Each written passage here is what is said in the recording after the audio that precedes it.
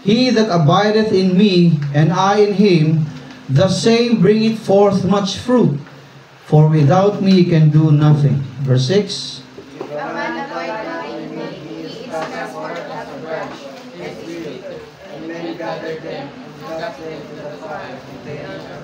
Okay, verse 7.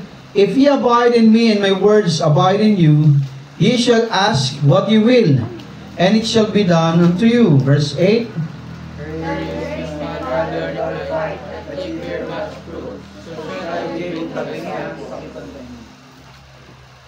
Verse 9. As the Father hath loved me, so have I loved you. Continue ye in my love. Verse 10.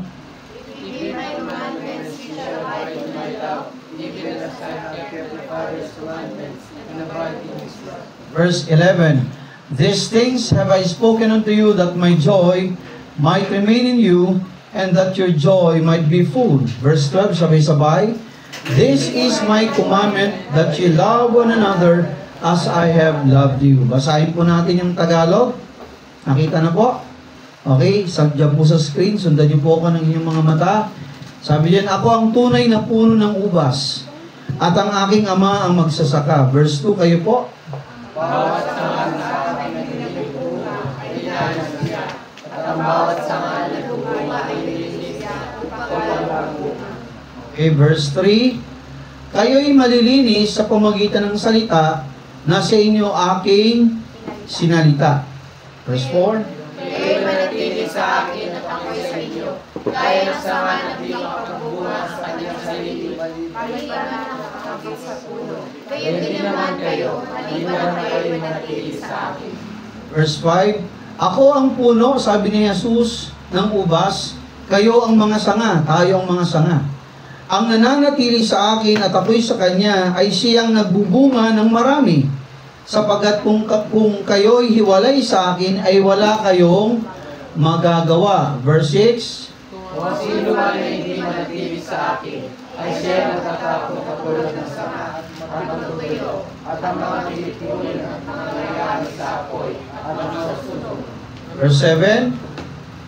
Kung kayo'y magsipanatili sa akin, at ang mga salita ko'y magsipanatili sa inyo, ay hingin ninyo ang anumang inyong ibigin at gagawin sa inyo. Verse 8. Sa ganito'y lumalawak ang ama, lalo mas pagbunga ng aking at gayon kayo magiging aking mahalaga. Okay, verse 9.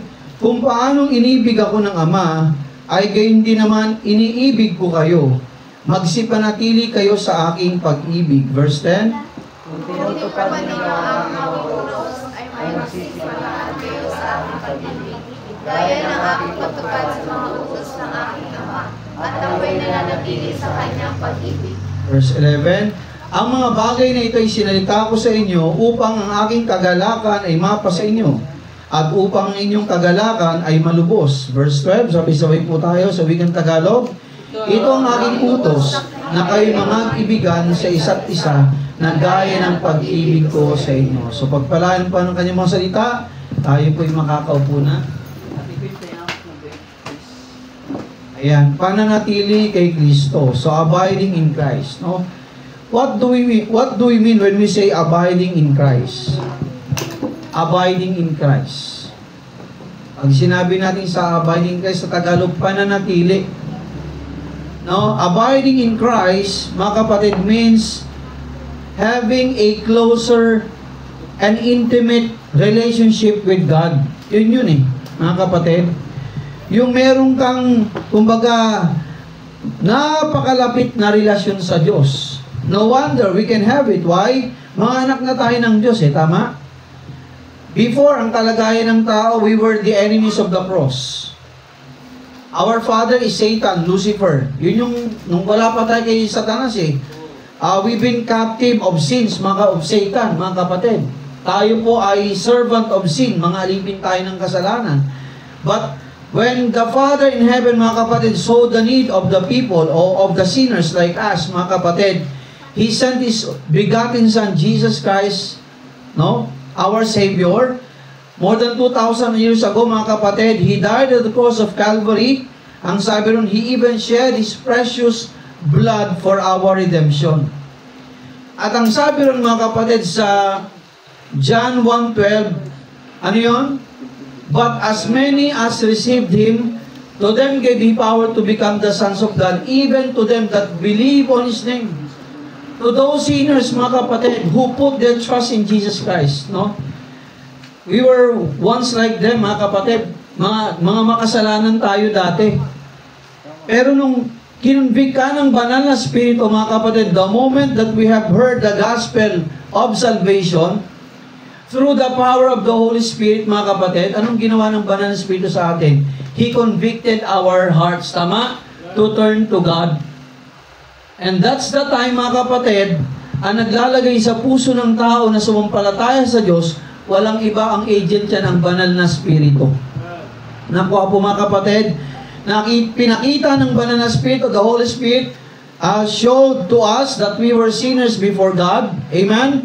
That we were bound in the lake of fire. That no one can save us except Jesus Christ alone. And through Jesus Christ, mga kapatid, we have redemption as Romans 10:13 says, di ba? For whosoever shall call upon the name of the Lord shall be saved. Sabi sa John 3:16, di ba? Ano yun? For God so loved the world that He gave His only begotten Son, that whosoever believeth in Him should not perish but have everlasting life. Mga kapatid, for those sinners who put their faith in the Lord Jesus Christ, anong pangako ng Diyos? They have eternal life. Kaya mga kapatid, meron tayong meron na tayong common denominator. Tayo po ay nasa Diyos na. So walang ibang rason na lalayo ka pa sa Diyos eh. Anak ka na niya eh, tama? Nakuha po mga kapatid.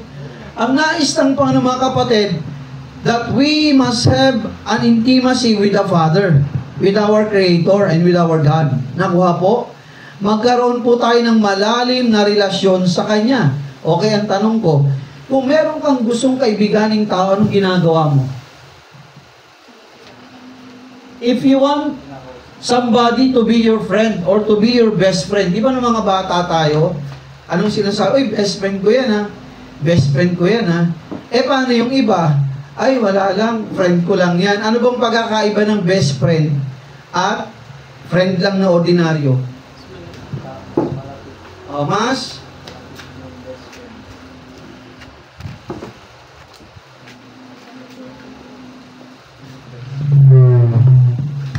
Okay, pag sinabi mong friend, common friend lang, di ba? Pero pag sinabi mong best friend, mga kapatid, best friend, meron bang sekreto hindi niya alam? Pag best friend mo siya? Di ba? Pag sinabi mong best friend, mga kapatid, wala kang ililihim sa kanya. Nakuha? Walang lihiman. Ang ibig sabihin ng mga kapatid, meron kayong malalim na ugnayan. Amen? Meron kayong malalim na unawaan. Nakuha po mga kapatid, ganun din sa Diyos. Nais ng Panginoon mga kapatid, makilala natin siya ng mas malalim pa. Hindi yun doon natatapos mga kapatid ang pagkakilala natin kay Kristo the moment that we put our faith in Him. Hindi lang po doon natatapos doon mga kapatid. Sa tulong po ng Biblia mga kapatid, sa patuloy na pagbabasa, sa patuloy na pakikinig, amen? Sa patuloy na pagtalima sa mga salita ng Diyos, sa patuloy na pagsunod sa Kanyang mga kalooban, makikilala mo ang Diyos. Sabi nga ng Bible, di ba? If you love me, keep my commandments. At ito pa, ano ang nagbaban sa magkaibigang best friend? Anong nagdidikit sa kanilang dalawa? Pinakamahalaga. Ano nagbaban? Ano? 4 letters. Love. Tama? Yung iba mong kaibigan wala, pero kayong dalawa. Walang iwanan talaga mga kapatid. Naalala ko nung kami sa training, ganun kami para kaming magkakapatid nun pag nagsundalo kayo. Pero sa akin lang. Marami kasi kayo matututunan ng kalokohan doon sa pagsusundalo. Kaya I dare you not to Maging ka na lang sundalo ni Kristo. Amen? Na matapat. Kasi honestly, sa ganung mga trainings, marami kang matututunan. Kalukuhan. Oh, di ba? Kaya isinuka ko na yun. Nung ka matututong mag-inom. Nung ka matututong manigarilyo, kung wala kang bisyo, doon ako natutulat. Lahat ng kalukuhan, doon ko natutulat. Yung ibang bisyo sa labas na. Pero mga kapatid, ang naano ko ron, dahil kami ay magkakasama, meron kaming pagmamahal at concern sa bawat isa. Nakuha, para kaming magkakapatid. Na kahit saan mo isalpak yan, sama-sama yan. Hindi kami naghiwa-hiwalay. So, bukod sa trust, bukod sa concern, mga kapatid, meron kayong pag-ibig sa isa't isa. Nakuha, parang team, meron kayong pagmamahal sa isa't isa, meron kayong care sa isa't isa. Abay, pag sinabi natin mga kapatid, abiding in Christ, it means, mga kapatid, you have a strong intimacy with that person. Nakuha po mga kapatid, meron kayong malalim na ugnayan. At mga kapatid, ang abiding in Christ, ang pananatili kay Kristo, hindi lamang ito isang iglap lang. Mga kapatid, makinig, proseso po ito. Nakuha? Ang pananatili kay Kristo ay proseso. Kung gusto mo makilala at maging kaibigan yung taong yan, maging best friend mo, proseso yon. Ikilalanin mo siya ng gusto, tama? Ikilalanin mo siya ng gusto. Nakuha po mga kapatid, ikilalanin mo siya. Okay, sabi ni Jesus, I am the true vine, and my Father is the husbandman. O, makinig ha. Nakakita na ba kayo ng vine? Mga halaman, makinig, na gumagapang. Halimbawa, magbigay kayo ubas. Ayan, ito, yan, kagaya ng ganyan. Ubas, sayote, ano pa, sitaw, mga vine yan eh. Basta gumagapang. Ampalaya. Opo. Diba? Upo, ubas, grapes nga yun. Okay, sabi ni Jesus, I am the true vine, and my Father is the husbandman. O pag sinabi nating husbandman, yung magsasaka. Siya yung taga-alaga yung puno ng ubas. Okay, number 2, sabi dyan, verse 2. Every branch in me that beareth not fruit, he taketh away. O kung kayo maghalaman, sino naghahalaman sa inyo? Bakit kailangan, halimbawa, itong dahon na to natuyo na, bakit kailangan tanggalin siya? Kasi ito po yan, yung dahon na yun may sakit na. Nakuha nyo?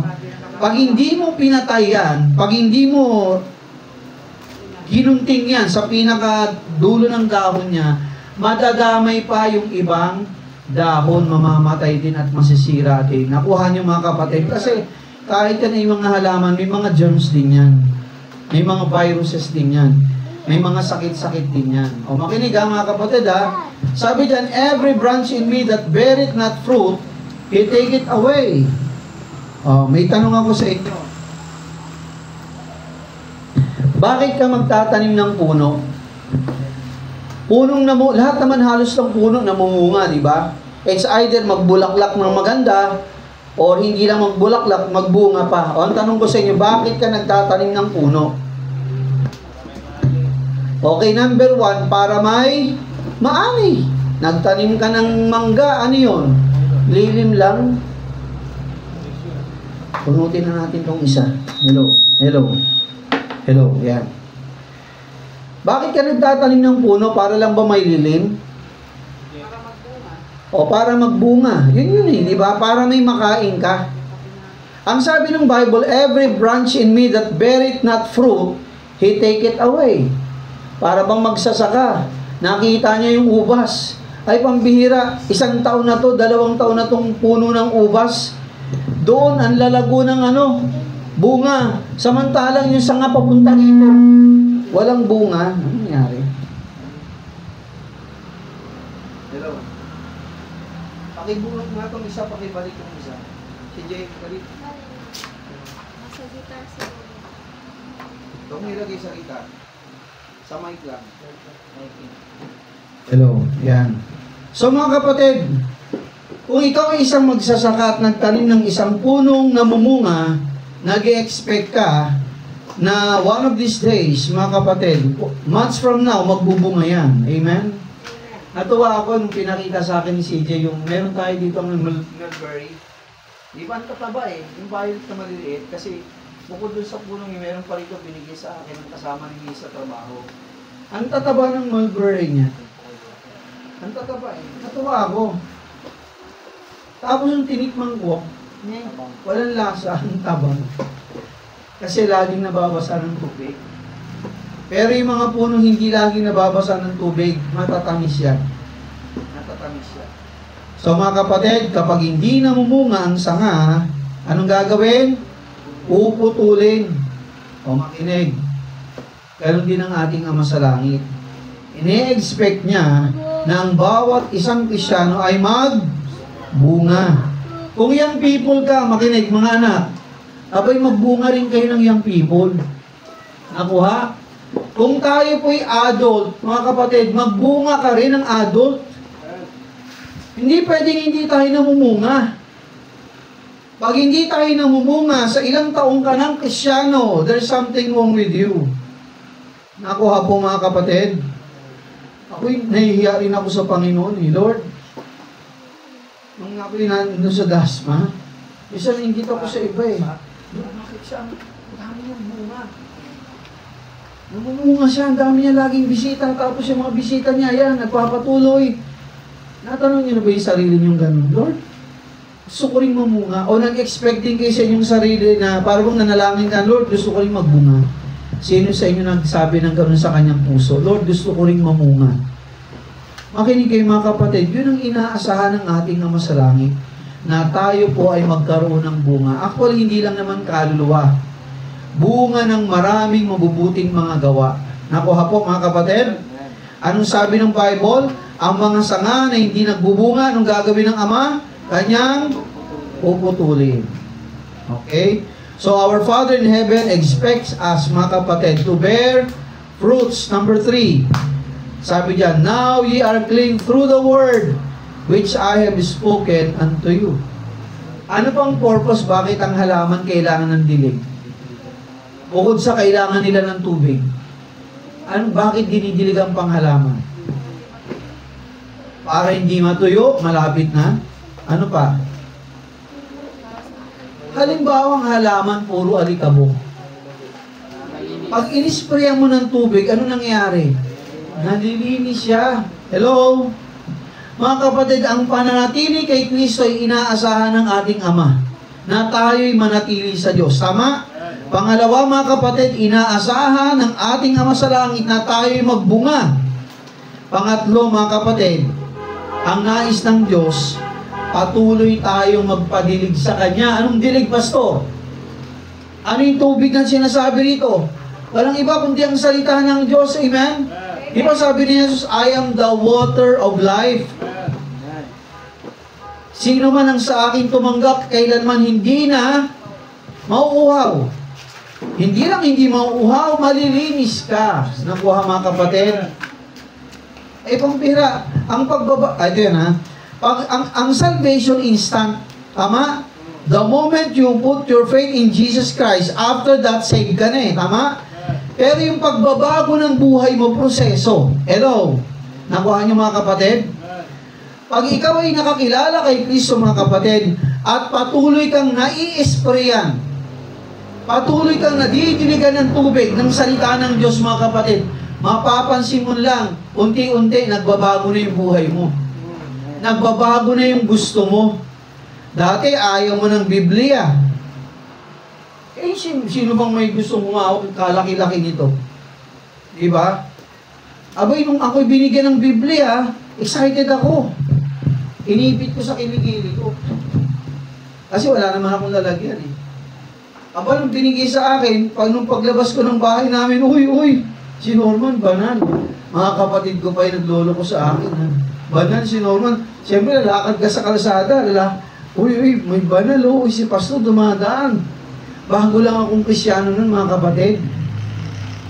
Dati hindi ko hilig na magbuklat ng Biblia. Pero alam mo mga kapatid, ang sarap basahin ng Bible. Hindi naman ako magaling din sa English dati.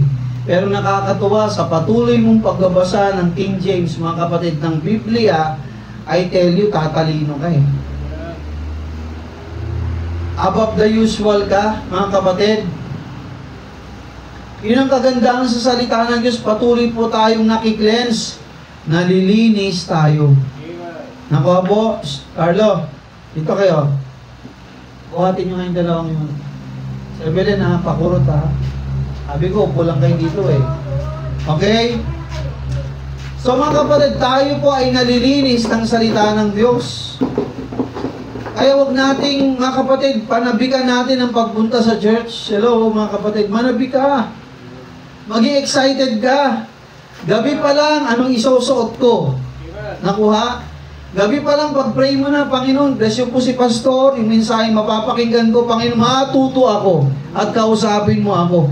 Hindi sabihin mong, Panginoon, yung mapapakinggan ko, sana tamaan mo si ganito. Sana tamaan mo si Belen. Kasi ganito ko sa kanya eh. Sana tamaan mo, Panginoon, si CJ. Kasi ayoko sa kanya eh. Hindi ganun, mga kapatid. Mali yun, tama? Gabi pa lang manalangin ka na, Panginoon, ihanda mong aking puso. I-bless you pong mensahe, Panginoon, kausapin mo ako at baguhin niyo ako. Mga kapatid, sabi diyan, tayo po ay nalilinis sa pamagitan ng salita ng Diyos. At ang ating pananampalataya ay lalong lumalaki, lumalawak. Sabi ng faith cometh by hearing, and hearing by the word of God. Lumalago ka sa pananampalataya. Nung una siguro, ilang buwan mong Kristyano, isang verse pa lang alam mo, tama? Susunod, nadadagdagan ka ng mga verse sa Bible. Nakuha niyo mga kapatid? Abay, dati, hindi naman ako nagsusuot ng ganito. One of these days, siguro, pakita ko yung dati kong mukha sa inyo. May hawak pa ako ng bote ng alak. Alam niyo ni Mrs. nandun, nakatago. Sa linggo ako makikita ko pa. Bakit tatago ni Mrs.? May bote, ang yabang ko pa. Dahil siyempre, mayroong magandang babae dito, nakaganon pa ako, feeling na feeling ko. Gwapo ako dahil may hawak akong alak eh. Mga kapatid, ganun ako dati nung wala pa ako kay Kristo eh. Nung tinignan ko mukha ko, kapangit ko pala nung dati. Ang layo ng mukha ko ngayon. Mukha kong sanggano dati, mukhang ewan. Pero binago ng Diyos, amen? Sa pamagitan ng kanyang mga salita. So mga kapatid, tayo po ay nalilinis ng salita ng Diyos. Pang-apat, sabi sa atin ng Panginoon, kaya abide in me and I in you. Kaya sabi ng Panginoon, manatili ka sa akin at ako'y mananatili din sa iyo. Nakuha niyo mga kapatid? Sa palagay mo, halimbawa, paano ako mapapadikit sa bagay na ito? Di ba kailangan kong ilapit ang aking sarili sa Kanya? Tama? The more na ako ay lumalapit sa Kanya, the more na lumalapit din siya sa akin, tama? Ganon din sa Panginoon. The more na lumalapit tayo kay Jesus Christ, mga kapatid, sa ating Panginoon, the more na nagkakaroon tayo ng malalim na intimate relasyon sa Kanya. Lalo mo siyang nakikilala. At ang kagandahan pa ron, nalilinis ka ng Kanyang mga salita. Hello? Kaya halimbawa, nakapakinig ka ng salita ng Panginoon, para bang nasaktan ka. Abay, praise God. Ibig sabihin, may kailangang ayusin ng Panginoon sa puso mo. Tingnan mo ha, pag ang balat mo walang sugat, buusan mo ng alcohol, mahapti hindi. Pero, kapag ang balat mo, makinig ha, may galos, buusan mo ng alcohol, mahapdi. Bakit? May sugat eh. Kailangang malinis at gumaling. Nakuha niyo mga kapatid? Pag minsan para kang tinamaan, hindi dahil sa sinasadya ni Pastor yun. Bago pa kayo tinamaan na kami. Nakuha niyo? Ito sinasabi nito, bago pa kayo tamaan, tinatamaan din ako eh. Nakuha pa na parehas lang tayo. Pag tayo tinamaan, ibig sabihin, okay ang salita ng Diyos, effective. Inaayos yung puso mo. May inaayos siya sa'yo. Kaya mga kapatid, napakahalaga na tayo po ay manatili kay Kristo. Sabi diyan, as the branch cannot bear fruit of itself, except it abide in the vine, no more can ye except ye abide in me. Gusto mong mamunga, dumikit ka sa vine kay Jesus. Gusto mong lumago, tumibay, dumikit ka sa Panginoon. Okay, lumalago ka, tumitibay ka bilang puno. Gusto mong mamunga, dumikit ka kay Kristo. Huwag kang lalayo sa Kanya, tama? Saan kasisip-sip ng sustansya? Saan kasisip-sip ng lakas pag malayo ka sa Diyos? Sino magpoprotekta sa'yo? Ang birang buhay sa mundo, ang hirap-hirap. Tapos lalayo ka pa sa Diyos. Lalo ka nang natalo. Lalo ka nang nakawawa. Okay, sabi sa verse 5, I am the vine, ye are the branches, he that abideth in me, and I in him, the same bringeth forth much fruit. O sino raw ang magbubunga ng sagana? Sino raw ang magbubunga ng sagana? Yung mga lumalayo sa Diyos? Umiiwas sa kanyang mga salita? Yung mga Kristiyanong spectator lang? Sige, gumawa ka sa church. Itingin lang ako. Minsan may mga ganong Kristiyano, observer sa church. Pero sino yung mga ginagamit ng Panginoon? Sino yung mga namumunga? Yung nananatili kay Kristo. Nakuha niyo mga kapatid? Sino yung magagamit ng Panginoon? Yung mga nananatili sa Kanya. Kanino mo makikita yung bunga ng maayos na buhay? Doon sa mga malayo? Mga kapatid, makikita mong maayos na buhay, ang biyaya ng Diyos, masasaksihan mo doon sa mga taong malapit sa Diyos. I mean, sa mga Kristiyanong malapit sa Diyos. Kasi may mga Kristiyano rin malayo sa Diyos eh. May mga anak na pasaway din eh. Tama? Parang sa anak mo, parehas mong anak yung dalawa, si Daniel Manuel. Pero itong isa, napakalapit sa'yo. Itong isa, naku, maagasan ako ng dugo. Diba? Sabihin siguro si Sister Tess, mamimenopause ako sa inyo ng maaga.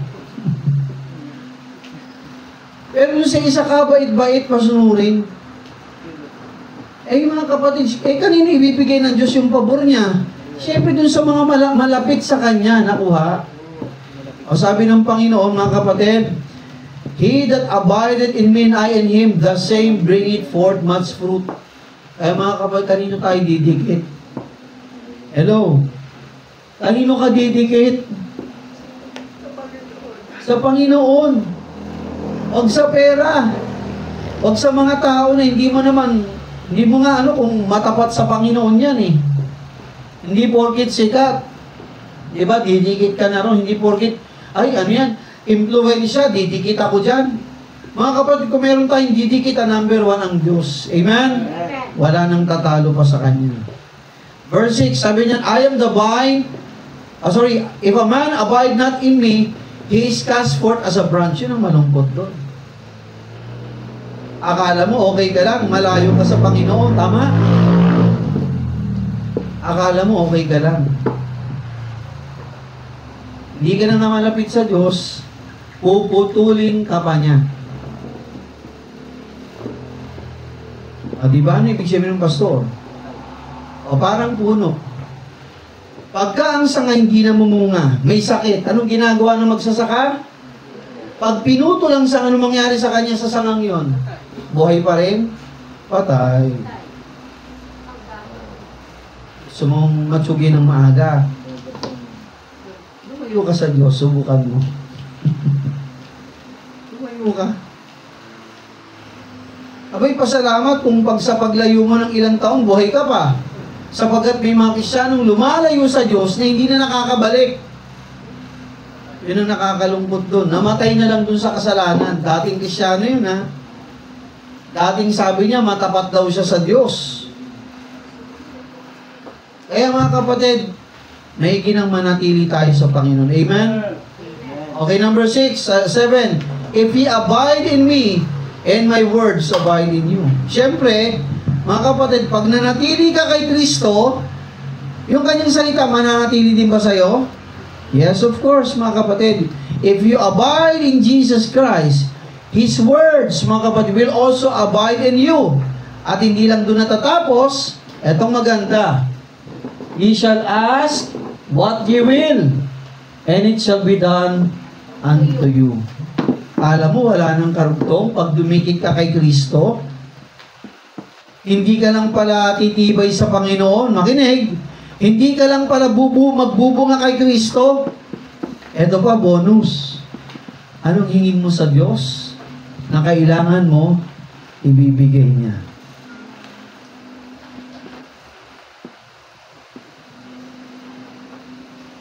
Ako'y natutuwa sa senior pastor natin. Actually, sa lahat ng pastor na nananatili sa paglilingkod, hindi na ako magkukumpara pa ng iba. Sa mga pastor na lang natin, sa ating senior pastor. Sa probinsya, pinagtatawanan sila. Si Papang, matangkad na tao yun, malaking mama yun brusco. Siga, bugoy-bugoy. Tawag nila bugoy-siga. Kilala sa bayan nilang Siga yun, si Papang. Kung titingnan mo, parang itong pamilyang ito, itong mga na parang walang pag-asa. Hello? Para bang walang mararating. Nakuha niyo mga kapatid? Parang wala silang mararating. Ang tatay, lasinggero. Siga. Laging nangahamon ng tagaan, away. Kilala si Papang. Pero itong apat na babae, itong magkakapatid na ito sa mga babae at mga lalaki, lalo pa yung mga lalaki, nakakilala kay Kristo. Unti-unti, nadala mga kapatid, yung mga kapatid nila, nadala. Ultimo yung mga asawa ng kapatid nila, mga pamangkin, nadala. Sabi ng Bible, kung kayo mananatili sa akin at ako'y mananatili sa inyo, sabi ni Kristo, ye shall ask what you will, and it shall be done unto you. Ano ibig sabihin ng pastor? Makukuha mo ang pabor ng Diyos. Nakuha? May hinihingi ka? May kailangan ka? Sinong ama? Nakita ang katapatan mo sa kanya, hindi ibigay sa iyo at kailangan mo. Nakakatuwa nga bonus na lang yung iba Bonus na lang yung mga sasakyan at iba pa Pero makita mo yung pamilya nilang ayos.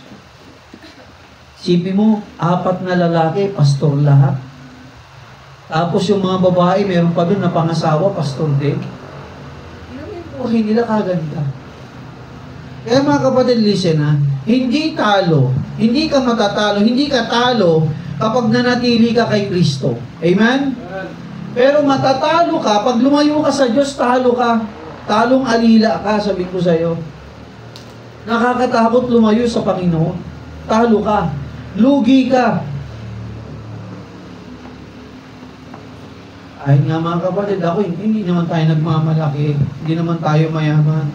Pero makinig kung babalikan ko lang, kahit yung mga kaklase ko, kahit yung mga kababata ko, mga kapatid dati, nakikita ko pa rin sila sa Facebook Ang hirap pag malayo sa Diyos. Pag nakikita ko nga minsan, Lord, siguro kung hindi kita nakilala, at hindi ako Panginoon nanatili sa iyo mga kapatid, baka ganun pa rin ako hanggang ngayon sa kanila. Kawawa. Kaya mga kapatid, hindi ka talo. Kapag nanatili ka kay Kristo, yung pabor ng Diyos, ibibigay niya sa iyo, makukuha mo yung pabor ng Diyos at pabor ng tao. Yung kagandahan doon. Diba sabi ron si Jesus, nung siya'y nagpasakop sa kanyang mga magulang, nagpatuloy, tama? Nakuha niya ang pabor ng tao at ang pabor ng Ama. Mga kapatid, pag tayo po nananatili sa Panginoon, listen,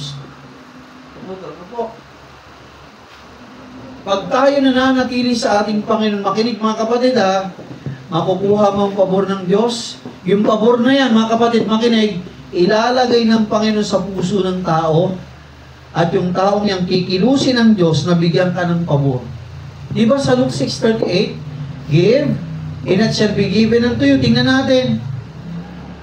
Paano pinapadaloy ng Diyos ang kanyang mga blessings kahit po pera o material na bagay? Tingnan natin ito. Ang pera hindi po yung babagsak sa langit, I tell you. Anong sabi sa talata sa Luke 6:38? Namnamin natin, give, and it shall be given unto you. Sino yung tinutukoy ng magbigay dyan? Tayo mga Kristyano. Pag nagbigay ka sa gawain ng Panginoon, ano sabi ng Panginoon? Sigurado. Shall, sigurado. Hindi maybe. Sabi lang, shall be given unto you. Good measure, pressed down, shaking together, and running over. Hindi tapos doon. Sabi lang, shall God? Ano nakasulat? Shall men give into your bosom. Ano ibig sabihin ng pastor? Akala ko ba ang Diyos ang nagbibigay? Oo. Pero gumagamit siya ng men. Ayun o, shall men give into your bosom. Magbigay ka ng tithes, tamang sukat, good measure din ang bibigay sa'yo ng Panginoon. Sino gagamitin? Tao ng Diyos. Marahil siguro, kung nagtatrabaho ka dyan, yan, gagamitin niya ng Panginoon. Tama? Para yung good measure na yun, maibalik sa'yo. Press down, offerings at iba pa. Shaking together, first word, running over. First word, sacrificial, mga kapatid, ibibigay ng Diyos sa'yo. Sino gagamitin niya?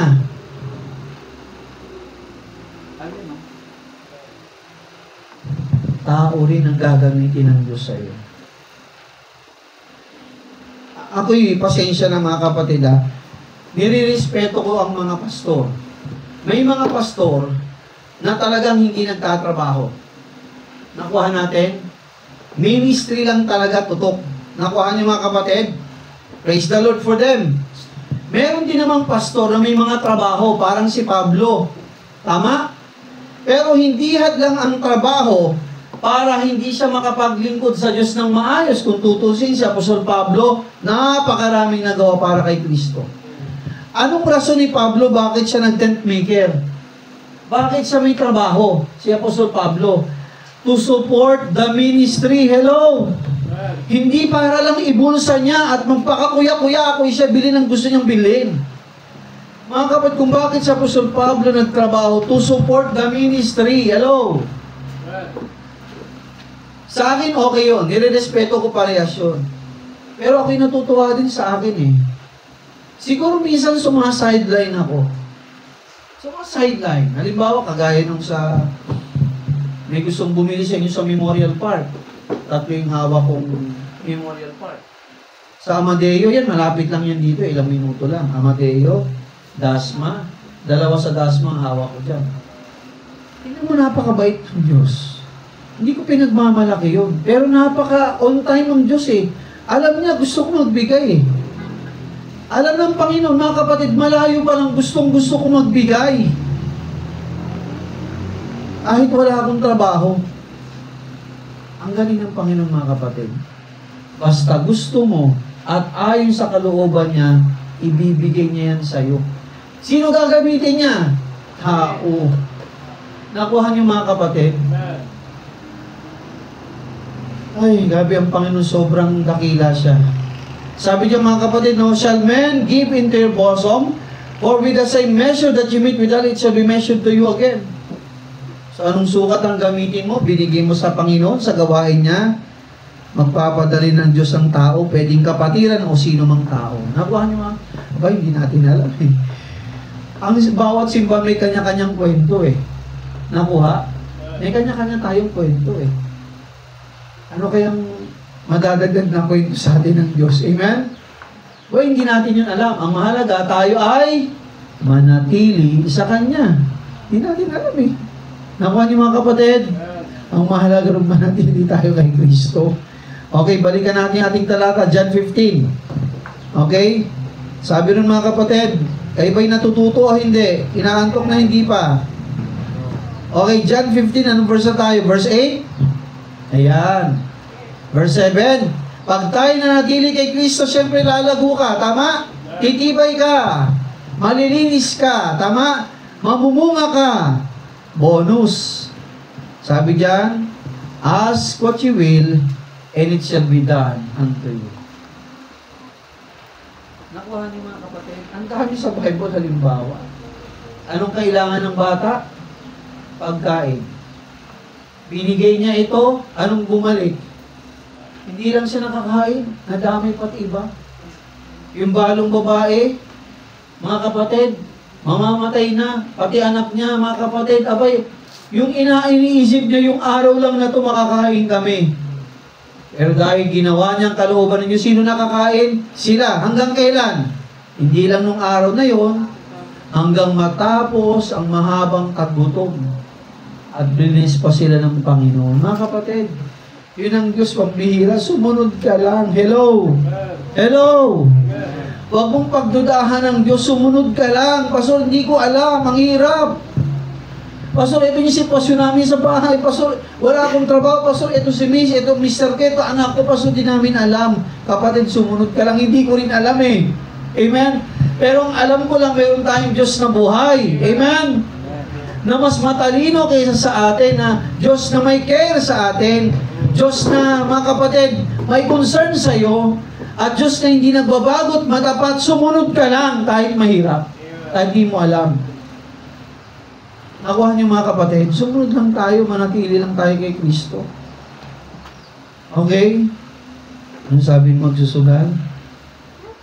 Pastor, pinapasugal mo naman kami. Ang hindi tumitigil sa pagdaya ay mananalo daw. Hindi naman tayo gano'n. Sabi nila, ang umaayaw ay hindi mawawagi. Ang umaayaw ay hindi magwawagi. Mga kapatid, mali yun na ano ko lang. Pero mga kapatid, ang manatili ka kay Kristo, talo. Talo, hindi. Panalo ka. Daig mo pa yung nag-champion sa basketball, boxing. Pag nanatili ka kay Kristo. Nakuha? Magpapalain ka pa. Pati yung henerasyon mo, yun kagandahan. Okay, verse 9. As the Father hath loved me. Wow, may bonus pa. So have I loved you. Pambira, dahil nanatili ka kay Kristo, hindi ka lang lumago, hindi ka lang tumibay. Hindi ka pa nalinis. Nalinis ka pa. Ano pa, pastor? Nagbunga ka pa. Ano pa? Yung inihingi mo, makinig, binigay pa ng Diyos, ang dami pang bonus. Eto pa, lalo kang mamahalin ng Diyos. Ayun, sabi, as the Father hath loved me, so have I loved you. Sino yung tinutukoy doon ng Panginoon na soha? Sila'y minamahal ko rin. Yung mga lumalayo? Yung mga backslider? Yung namumuhay sa kasalanan? O yung nananatili kay Kristo? Mga kapatid, yung mga nananatili kay Kristo. Anong sinabi ng Panginoon? Lalo ko silang mamahalin. Yun sabi ng Diyos, mga kapatid. Sabi yung paano inibig ako ng Ama, kaya hindi naman iniibig ko kayo. Magsipanatili kayo sa aking pag-ibig. Wow. Kung bihira, lalo kang yayapusin ng Panginoon, hindi ka pakakawalan. Pinakagandahan doon eh. Yun ang gusto nun. Ako gusto ko yun. Yan. Verse 10. If he keep my commandments, he shall abide in my love. Even as I have kept my Father's commandments and abide in His love. So mga kapatid, sa ating pagpapatuloy na pananatili kay Kristo sa Kanyang mga salita, mananahan tayo sa Kanyang pag-ibig, sabi ng Panginoon, yung aking mga utos. Kung paano isinunod ko ang mga utos ng aking Ama, ako inanatili sa Kanyang pagmamahal. Ganon din naman kayo sa akin. Mananatili kayo sa aking pag-ibig. Ay, pambira, siyempre, pag pinag-usapan natin, pag-ibig ng Diyos, kasamang protection dyan. Tama? Kasamang protection, ano pa? Provision, ano pa? Protection, iingatan ka niya. Provision, puprovide niya lahat ng pangangailangan mo. Ano pa?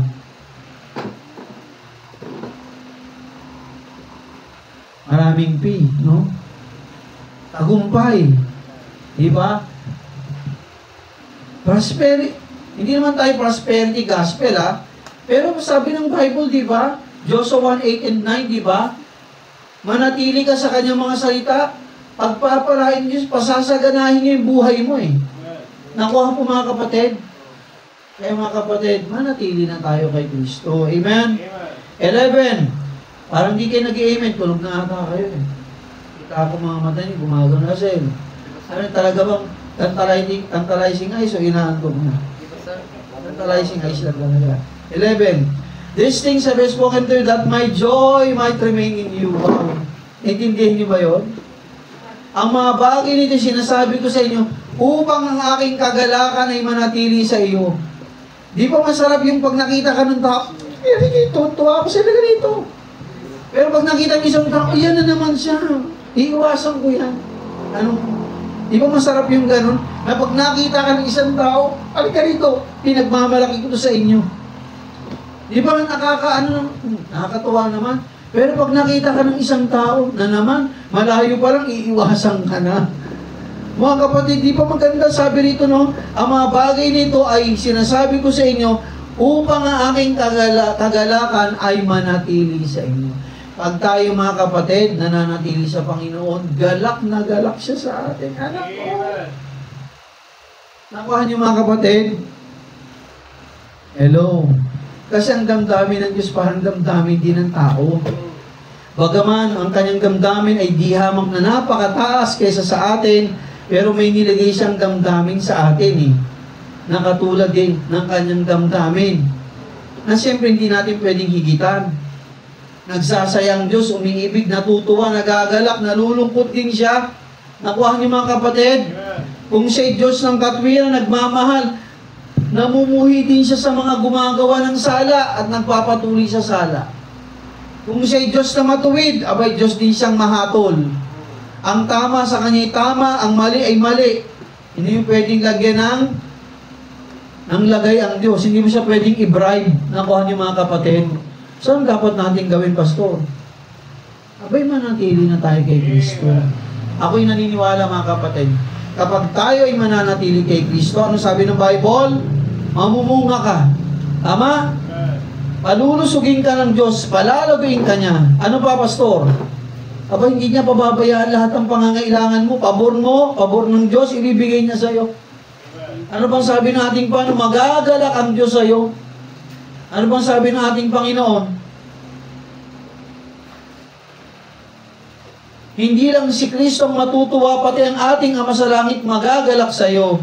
At ito pa, pag tayo nananatili kay Kristo, mga kapakoy, naniniwala, mamahalin mo yung kapatid mo. Nakuha? Wala kang itatangi.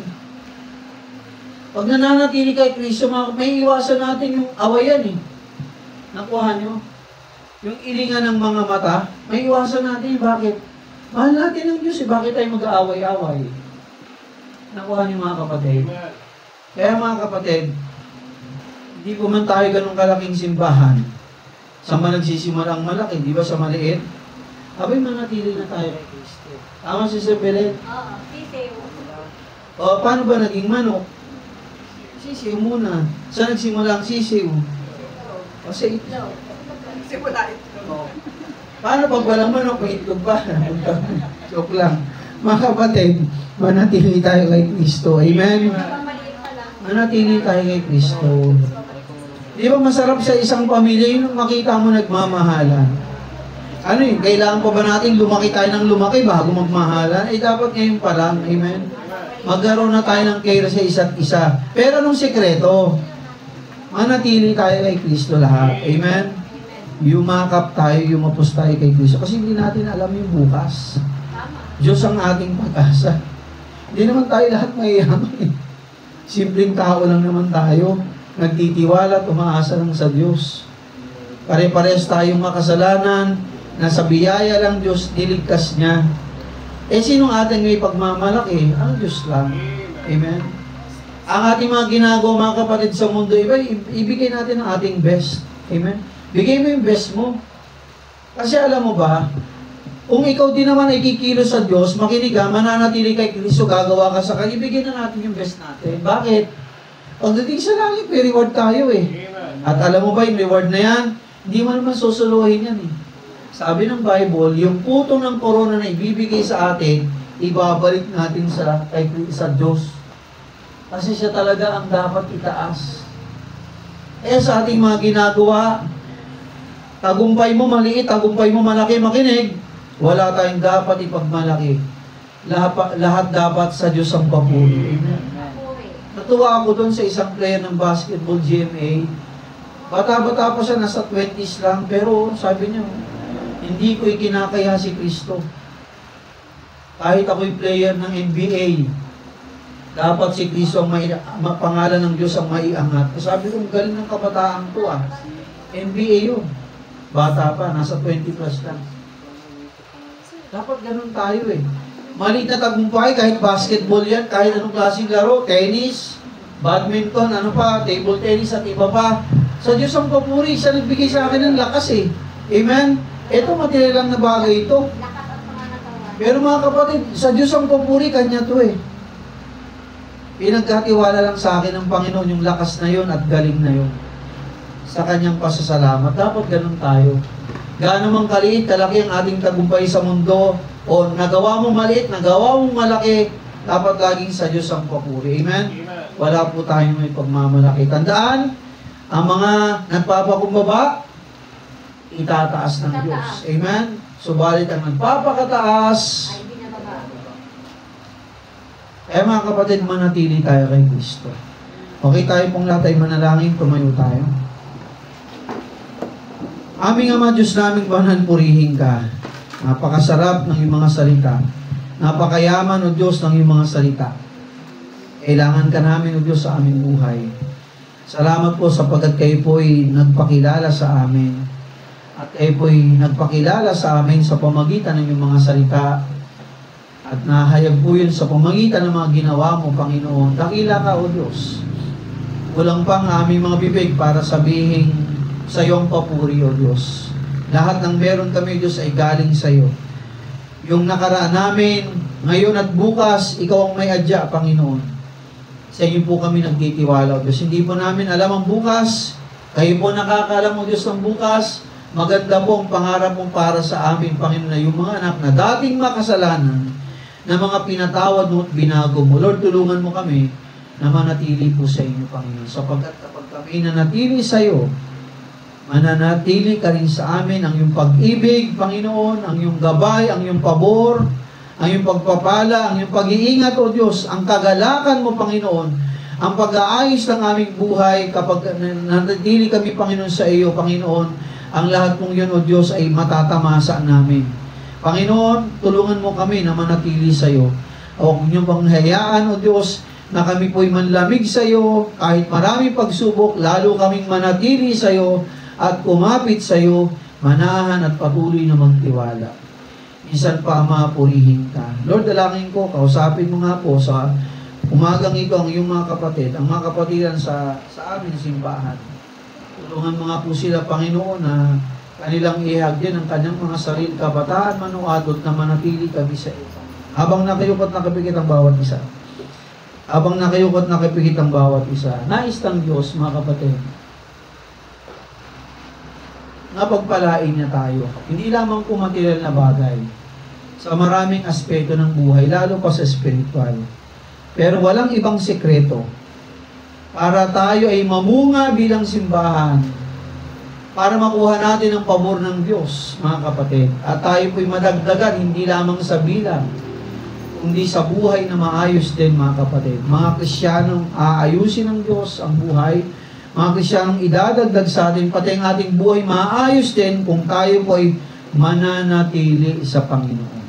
Habang nakayukot, nakapikit, is that also your prayer? Do you want also to abide in Christ?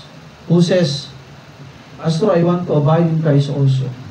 Kung yun ang panalangin mo, I want to pray for you.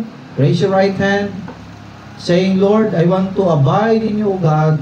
I want to abide in you because I can't bear fruit, Lord. I cannot bear fruit. I cannot grow except if I won't abide in you, Lord. Is that also your prayer? Thank you. Thank you. Sino pa? Yan din bang panalangin mo, manatili ka kay Kristo? Unawaan mo bang mensahe? Thank you. Baba natin ang ating mga kamay. Lord, pagpalain niyo po ang desire ng puso ng mga kapatid ng iyong simbahan na kaming lahat, O Diyos, ay manatili sa iyo. Panginoon, salamat po sa iyong mga salita. Napakayaman mo, O Diyos. Napakayaman ng iyong mga salita. Buhay namin ito, pagkain namin ito, tubig ito ng aming buhay. Tulungan mo kami, Diyos, na lumago sa iyo, lalo kaming yumakap sa iyo, Diyos, manatili sa iyo. Ang pabor, bunga, paglago, Panginoon, kasiyahan mo, pag-ibig mo, at ano pang mga pabor na kailangan namin, Diyos, ipawang ikaw nilang magdaragdag. Panginoon, increase our faith, at magpatuloy po kami, Panginoon, sa iyo. Okay, habang nakayukot, nakapikit ang bawat isa, habang nakayukot, nakapikit ang bawat isa, kung ang panalangin mo, Lord, gusto ko pong manatili sa inyo, ang altar ay bukas, pwede kang lumapit sa unahan, at sabihin mo sa Panginoon, Panginoon, tulungan mo ako. Tulungan mo ako, Diyos. Sa aking sarili, hindi ko kaya. Pero Lord, gusto kong manatili sa iyo, Panginoon. Ano mang gagok sa aking pamilya, sa aming buhay, sa aking buhay bilang Kristyano, personal kong buhay, Lord, tulungan mo ako, Panginoon. Sa mga pagkakadapa ko, pagkakamali ko, Diyos, tulungan mo kung may ayos ko ito sa inyong harapan. Ikaw, O Diyos, ang aking buhay, Ikaw, O Diyos, ang aking pag-asa, tulungan mo ako. Sapagkat kung ako'y lalayo sa iyo, lalo po ako at lalo po kaming mahihirapan. Kapatid kong Kristyano, mahal tayo ng Diyos. Nais ng Panginoon, lumapit tayo sa Kanya. Sapagkat siya ang ating pag-asa. Amen? Siya ang ating pag-asa. Ang bukas ay hindi natin talos, pero ang Diyos may magandang plano sa iyo. Amen? Magpakatibay tayo sa Diyos. Magpakalakas lamang tayo sa ating Panginoon. He has better plan, mga kapatid, for you. He has better plans for our church. Manatili lang tayo kay Kristo. Ay po'y manalangin. Dakilang Diyos sa aming Ama, purihin ka. Maraming salamat, Panginoon, sa iyong mga salita. Maraming salamat, O Diyos, sapagat kayo po'y nagpakilala sa amin. Sa pamagitan ng iyong mga salita, Panginoon, nalaman namin na Ikaw ang aming Diyos na manlilikha at buhay, makapangyarihan, dakila sa lahat. Salamat po, O Diyos, sa iyong kadakilaan, kabutihan sa amin, sa pag-ibig mong laging sagana, at sa katapatan mo sa amin, O Diyos. Panginoon, sa aming mga pagkakadapat, pagkakamali, minsan, patawarin mo kami kahabagan. Tulungan mo kami, O Diyos, sa inyong harapan, ayusin ang aming mga buhay. Patuloy kaming makinig ng iyong mga salita, mag-aral, sumamba sa iyo, makinig ng mga mensahe upang mahugasan ang aming mga sugat, at patuloy po itong malinis at gumaling. Tulungan mo kami, Diyos, sa patuloy kaming manatili sa iyo, Panginoon. Sinabi mo ang pag-ibig mo, pabor mo, kalinga mo, kagalakan mo ay bibigay mo sa amin. At kami rin po'y mamumunga. At ang pabor mo, O Diyos, ay bibigay mo sa amin. Gagamitin mo ang tao, sitwasyon, panahon, upang ang pabor na yan ay mapasa amin. O Panginoon, you know our needs. As your church, small church here in Tagaytay, I pray, Lord, we entrust to you everything. We do not know what will happen after this year, Lord. But we want to abide in you. Lord, help us. Provide our needs. Increase our faith, O Lord. Increase our love for you. Help us, O God, to faithfully abide in you, Lord. Thank you for all your promises to us. Lord, bless us mightily. We trust to you everything.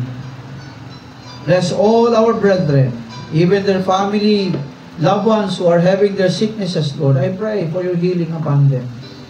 Bless them, Lord. Have mercy upon them. Bless your church here in Tagaytay, Lord. Lighthouse International Baptist Church.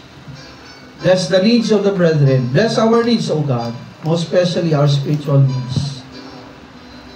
Bless us, O God, and increase us with souls, O Lord, who will put their trust in you. Who will come to know you, Lord. Who will be saved. Who will follow your words in the water baptism, Lord. Who will be faithful serving with us, Lord, in the church. Lord, thank you so much. Bless also other churches who are having the same faith as us, Lord. Bless them also mightily. Bless our country, Lord. Bless our kababayans. And we pray, O God, to continue for the Lord, we pray, O God, continue to you. We pray to continue, Lord, doing your will in our lives, preaching the gospel to the lost, and bringing them to you, Father. Lord, use your church here in Tagaytay, Lighthouse International Baptist Church, no matter how small we are, or how big we are, use us mightily, O God, for the propagation of salvation to people, proclaiming the message of hope, that salvation to them who are lost. O Holy Spirit of God, bless us mightily. Bless us, O Lord. This we pray in Jesus' name. Amen. Praise the Lord for that. Amen. For the message, kahit ako mga kapatid, natuwa din ako. Ganda na mensahe.